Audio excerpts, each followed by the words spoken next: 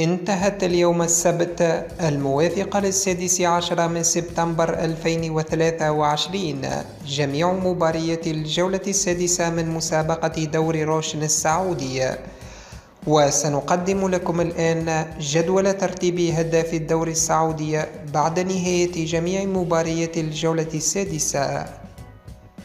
في المركز الأول كريستيانو رونالدو لاعب النصر برصيد 7 أهداف. في المركز الثاني لاعبان برصيد 6 أهداف لكلا منهما، وهما سالم الدوسري لاعب الهلال وساديو ماني لاعب النصر.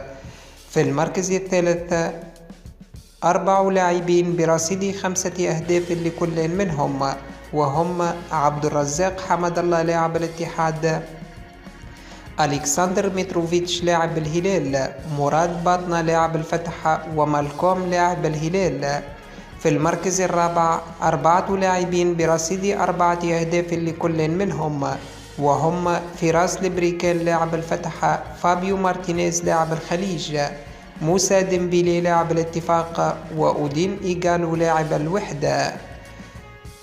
في المركز الخامس 6 لاعبين برصيد 3 أهداف لكل منهم، وهم السانسي ساي لاعب ضمك، إيغور كورنادو لاعب الاتحاد، فاشيون ساكالا لاعب الفيحاء، كريم بنزيما لاعب الاتحاد، محمد فوزير لاعب الرائد، روبرتو فيرمينو لاعب الأهلي، روبن كويسون لاعب الاتفاق.